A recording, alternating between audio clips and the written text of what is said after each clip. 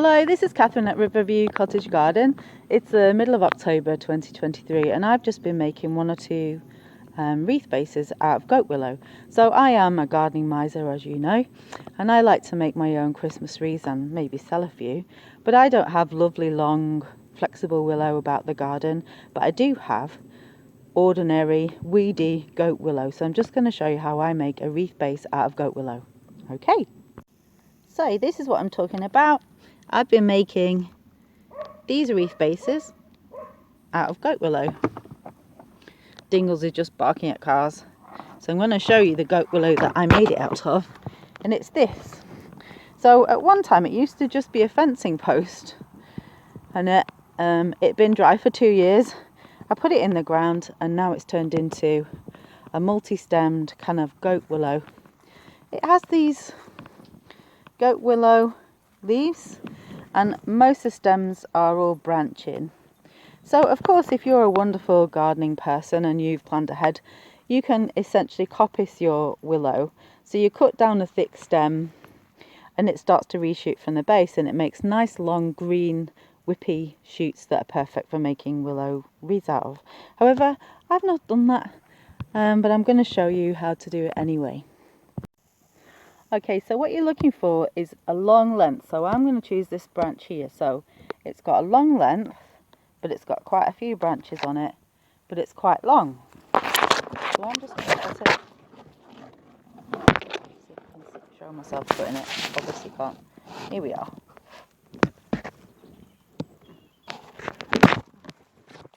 Okay. So I've got a mixture of branches. Here's the branch I cut earlier. So it's long, but it's got lots of twiggy bits on. And I've also cut as many green whippy bits as I could find. But if your goat willow is an old one, it's going to be tricky and you're probably only going to get like short lengths. However, you can still do lots with them. So here goes. Okay, so we've got our less than perfect bits of branchy willow. Just grab the leaves off. And any small bitty stems that are not going to have anything to wrap. So it's pretty woody. So what I'm going to do is I'm going to start from a flexible bit. I'm just going to give it a bit of give. And what will happen is as you go down the stem, it'll start to get harder and harder and more brittle. So you want to go as gently as you can, because what could happen is if you're too eager, is that you just snap it. If you snap it, chuck it away and use another one. Right, so the most challenging piece of making a wreath is actually doing the first bit. And that's because as soon as you twist it into any kind of form, it tries to break away. So I'm just going to show you a small wreath. So what you want to do is, you want to make your shape, grab it with one hand, and then wrap all your twiggy branches around. You may have a lovely long length of twiggy branch, in which case this will be easier for you. Right, if you're trying to start off, and don't worry about the current shape of it because it's all wonky. If you're trying to start off and you simply can't make this happen, just get some garden twine and tie it in several places, because ultimately this bit is going to be hidden behind all your Christmassy bits, so you're not going to care. So I'm going to use the branch I cut earlier to demonstrate how you can still do it with second year wood. So I'm just going to strip all these bits off.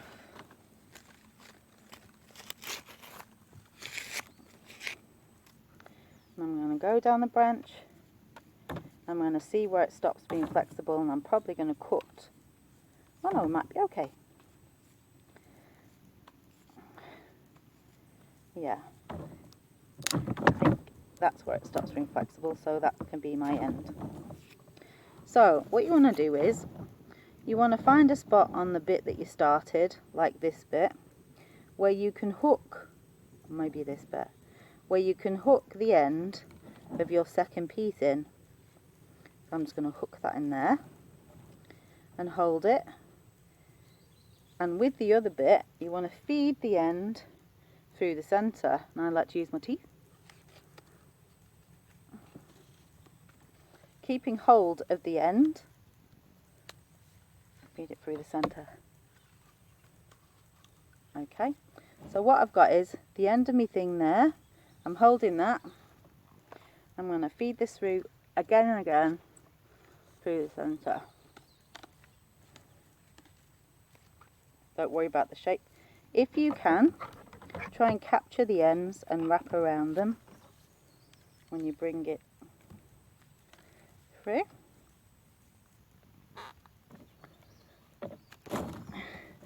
And keep on going, pressing it through the centre. Stick your tongue out, that sometimes helps. Until you get to the end. And then I find a nice gap. I'm going to go through this gap and I anchor the end through the gap. And again. Find another gap and anchor it through the gap.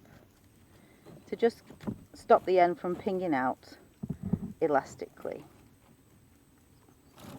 So you'll start off with a bit of a wonky shape, but as you go on you will be able to manipulate this, but not yet, because if I tried to squash this now it would all just come apart. So keep on going.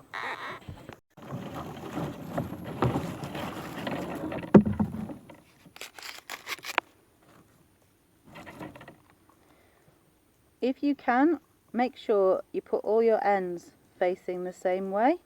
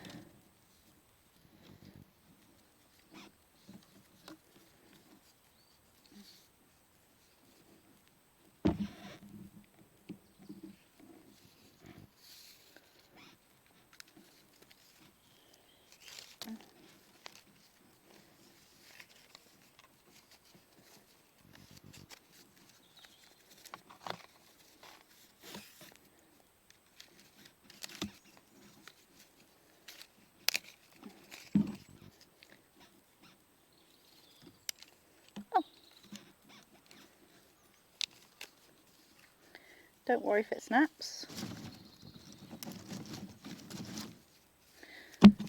Okay, so after just a few turns you get quite a stable structure, so you can manipulate it a bit to turn it into a round shape. The next thing you need is a handle. So I'm going to get a bit of a thinner whippy bit, maybe this bit, strip all these off, and I'm going to make a handle. So you want your handle to be, I like to have it so that the flat bit in my wreath, which I think is this bit, is at the bottom, so I'm going to aim to have my handle about here. So I'm going to secure my handle a few inches below that, if you can.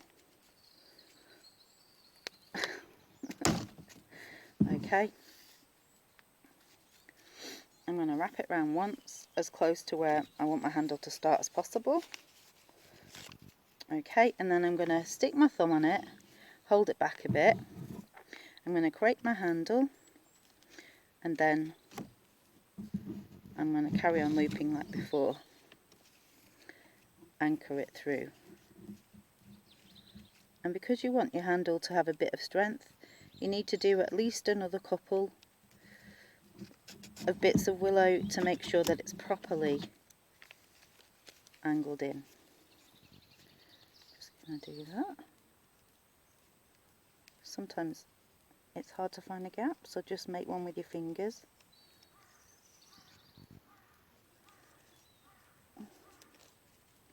Come on.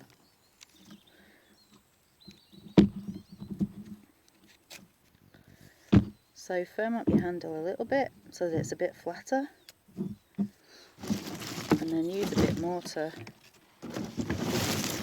secure your handle. And by that I mean trace where your handle started out, like this bit, and make sure that you're wrapping around that bit and around this bit.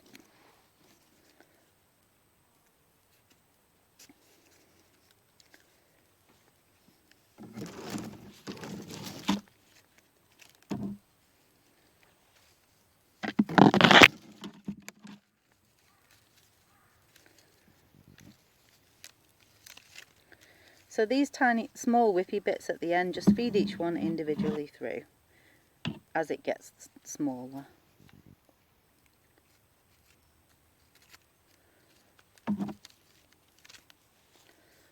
So as well, for security in your wreath, as you go past these, try and use your next bit of willow to wind over them.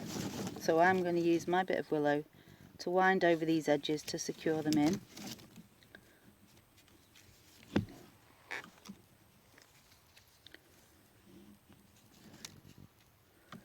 And then secure. Ah, twiggy.